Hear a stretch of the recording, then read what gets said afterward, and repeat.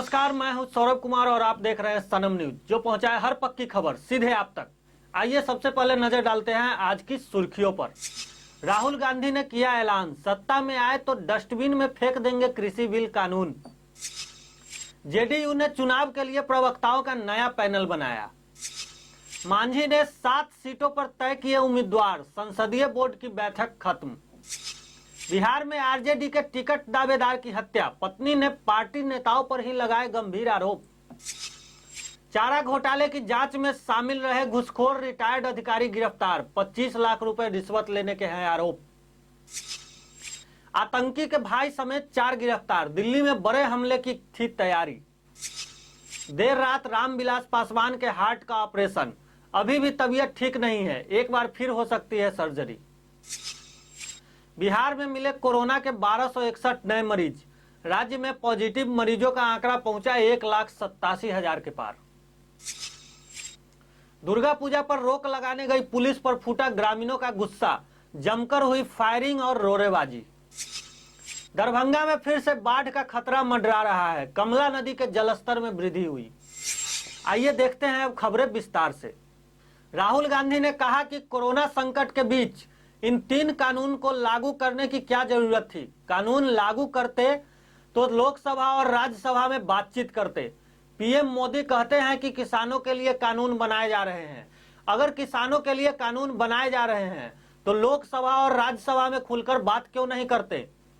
पंजाब के मोगा में खेती बचाओ यात्रा को संबोधित करते हुए उन्होंने कहा कि अगर उनकी सरकार आती है तो वह कृषि बिल को डस्टबिन में फेंक देंगे।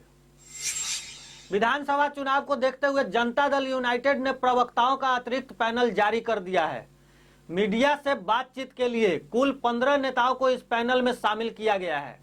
जिन नेताओं को इस पैनल में जगह मिली है, माना जा रहा है कि उन्हें विधानसभा चुनाव पार्टी नहीं लड़ाने जा रही। एनडीए में सीट बंटवारे का पेच सुलझने के साथ उम्मीदवारों के नाम पर मुहर लगना भी शुरू हो गया है। हिंदुस्तानी आवाम मोर्चा 7 विधानसभा सीटों पर अपने उम्मीदवार देने जा रही है।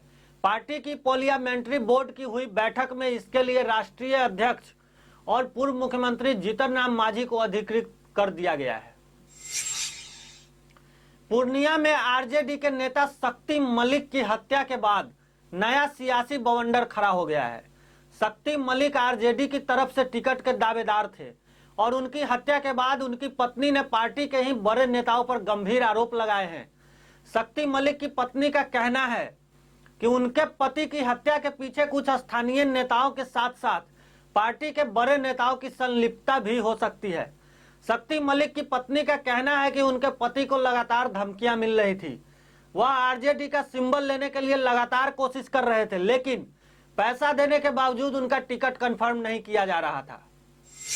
चारा घोटाला केस की जांच में शामिल रहे आईपीएस अधिकारी को सीबीआई ने गिरफ्तार कर लिया है। आईपीएस अधिकारी एनएमपी सिन्हा हाल ही में रिटायर हुए थे। उन पर 25 लाख रुपए रिश्वत लेने का आरोप है। वह चारा घोटाला समेत कई केस की जांच में शामिल थे। सिन्हा जिस विभाग में काम करते थे उसके ही विभाग ने यानी कि सीबीआई ने उन्हें गिरफ्तार किया है। गिरफ्तारी के बारे में अधिकारियों ने बताया कि सिन्हा को रिश्वत के मामले में गिरफ्तार किया गया है। उनके पास से रिश्वत का पैसा भी बरामद हुआ है। एक बार फिर देश की राजधानी दिल्ली को दहलाने की तैयारी थी, लेकिन उससे पहले ही दिल्ली पुलिस ने कश्मीरी में मारे गए आतंकी छोटा बुरहान के भाई समेत 4 संदिग्ध कश्मीरी युवकों को गिरफ्तार कर लिया। यह कार्रवाई दिल्ली पुलिस की स्पेशल सेल ने की है। बताया जा रहा है कि अलकायदा के अंसार गजवत उल हिंद के लिए काम करता था। इसके पास से पुलिस ने 4 पिस्टल, 125 कारतूस, कार और कई मोबाइल भी बरामद किए हैं। बताया जा रहा है कि हमले को लेकर सभी हथियार जुटा रहे थे। कई दिनों से दिल्ली के एक निजी अस्पताल में भर्ती केंद्रीय मंत्री रामविलास पासवान की तबीयत ज्यादा बिगड़ने के बाद कल देर रात उनके हार्ट का ऑपरेशन किया गया। डॉक्टरों के मुताबिक अभी भी उनकी हालत सही नहीं है और कुछ दिनों बाद एक और सर्जरी की जा सकती है। डॉक्टर बता रहे हैं कि रामविलास पासवान की हालत स्थिर है। बिहार में कोरोना संक्रमण की रफ्तार अब धीमी हो गई है, लेकिन इसके बावजूद भी हर रोज हजारों की संख्या में पॉजिटिव मरीज मिल रहे हैं। स्वास्थ्य विभाग की ओर से ताजा अपडेट जारी की गई है। इस अपडेट के मुताबिक बिहार में 1261 लोग कोरोना पॉजिटिव मिले हैं। इसके साथ ही राज्य में कोरोना संक्रमितों की संख्या बढ़कर 1,87,951 हो गई है। बिहार में फिलहाल 13,243 कोरोना के एक्टिव केस हैं।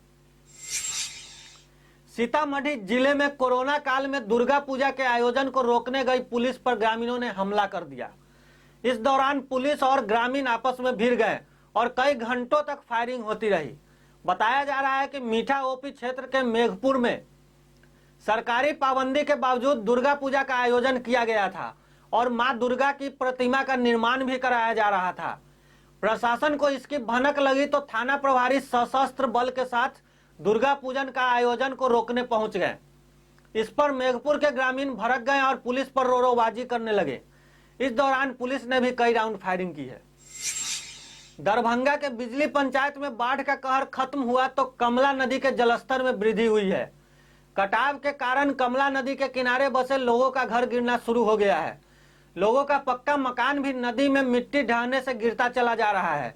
संवाददाता चंद्रभूषण ने बताया कि राजा राम यादव, ललित यादव, राज नारायण यादव और भी कुछ ऐसे लोग हैं जिनका घर अब तक गिर चुका है। इतना ही नहीं, घर के साथ साथ आने जाने का रास्ता भी बंद हो चुका है। फिर भी अभी तक कोई भी जनप्रतिनिधि पर्याप्त निदान के लिए नहीं पहुंचे हैं। संवाददाता चंद्रभूषण ने बताया कि ग्रामीण वार्ड मेंबर से मिले मगर उनका कोई सुनने वाला नहीं है। कोई सहारा नहीं। अभी हम बिजली पंचायत के ग्रामीण विधानसभा जहां के विधायक ललित यादव है, वहां का ये बुरा हाल देखिए, जो रोड भी नहीं है। और अभी हम इनके घर के अंदर जा रहे हैं जिनका घर भी गिर गया है और बाथरूम भी गिर चुका है। बता दीजिए की भेले शुरू से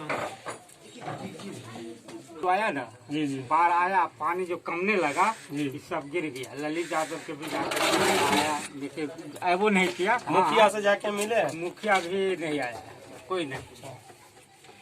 ये घर गिरते तो कहाँ इधर से देखिए सीढ़ी लेकर इधर सामने आकर देखिए